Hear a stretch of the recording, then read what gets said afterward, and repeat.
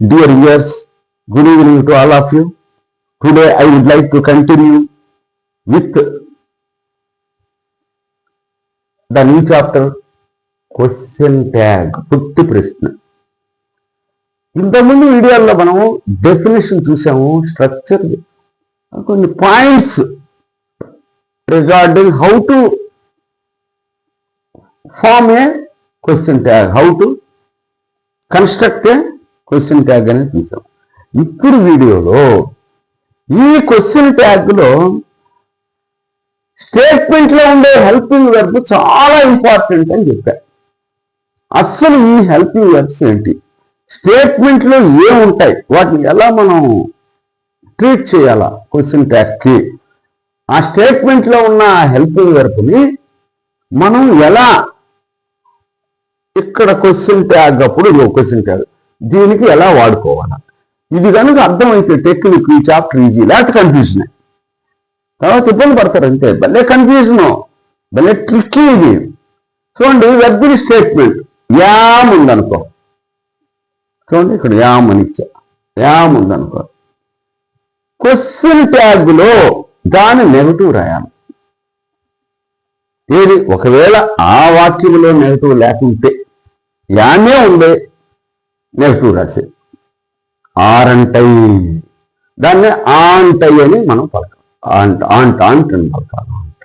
Yam ఎప్పుడు కూడా అయితే వస్తుంది కదా, ఆరంట్ అంటే దాన్ని ఆంట్ అని పలకాలి. ఒకవేళ స్టేట్మెంట్లో నాట్ ఉందనుకో, యామ్ నాట్ అని, అది ఐఎమ్ నాట్ అనే యాక్టర్ అని ఉందనుకో, అప్పుడు ఏం చేయాలి, క్వశ్చన్ ట్యాగ్లో యామ్ వస్తుంది. ఈజ్ ఉందనుకో, చూడండి Ravi is a teacher, is ఉందనుకోండి, అప్పుడు క్వశ్చన్ ట్యాగ్లో ఇజంట్ అని వస్తుంది.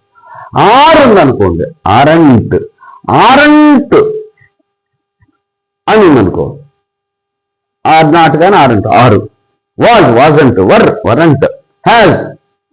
ఇక్కడ ఒక సమస్య వచ్చేసింది, హ్యాజ్ ప్లస్ V3 అంటే హ్యాజ్ని హెల్పింగ్ వెర్బ్గా వాడితే మాత్రం హ్యాజంట్ అని పెట్టు, హ్యాజ్ని మెయిన్ వెర్బ్గా వాడాడు అనుకో, అంటే పక్కన వెర్బులు లేవు, దాని తర్వాత వెర్బ్ వర్డ్ అని చేయలేదు, అటువంటిప్పుడు మెయిన్ వెర్బ్ అవుతుంది. మెయిన్ వెర్బ్ అయినప్పుడు డజంట్ అని పెట్టు. అట్లే హ్యావ్, అది కూడా అంతే, డోంట్. హ్యావ్ ప్లస్ V3 అంటే హ్యావెంట్. హ్యాడ్ అనుకో, డింట్.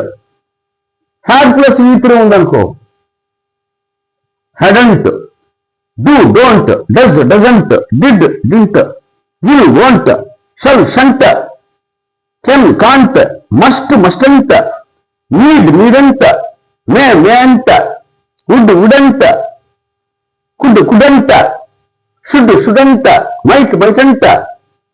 అట్లే ఇవన్నీ హెల్పింగ్ వెర్బులు ఎక్కువగా అన్ని ఆల్మోస్ట్ అయ్యాయి.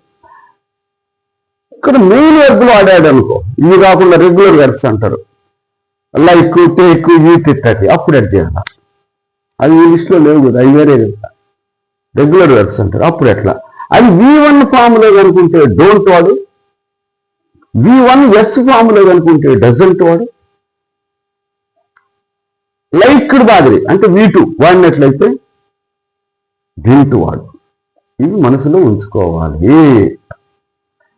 అంటే స్టేట్మెంట్లో హెల్పింగ్ వెర్బ్ ఉంటే అవి తీసుకొని వచ్చి దాన్ని నెగటివ్ చేసేయండి. నెగటివ్ ఎలా చేయాలంటే ఇవేలా, ఆ హెల్పింగ్ వెర్బ్కి ఇంట్ కలపాలా, నాట్ కాదు.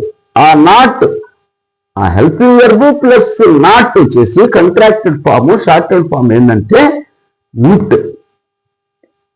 ఇజంట్ అనాలి, ఈజ్ నాట్ కాదు, ఇజంట్ అనాలి. ఇక్కడ షార్టెడ్ ఫామే వాడుకోమంటున్నారు ఇక్కడ, ఎందుకంటే పొట్టి ప్రశ్న కదా, వీళ్ళు ఉంటారు పొట్టిగా చేయడానికి ట్రై చేశారు.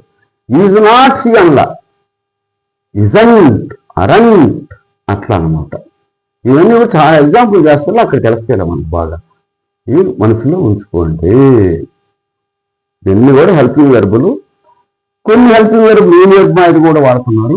ఇక్కడ ఈ మూడు వచ్చింది, V1, V1S, V2, ఇవి మాత్రం అదర్ వెర్బ్స్ అనమాట, regular verbs. Thank you very much for your being with me.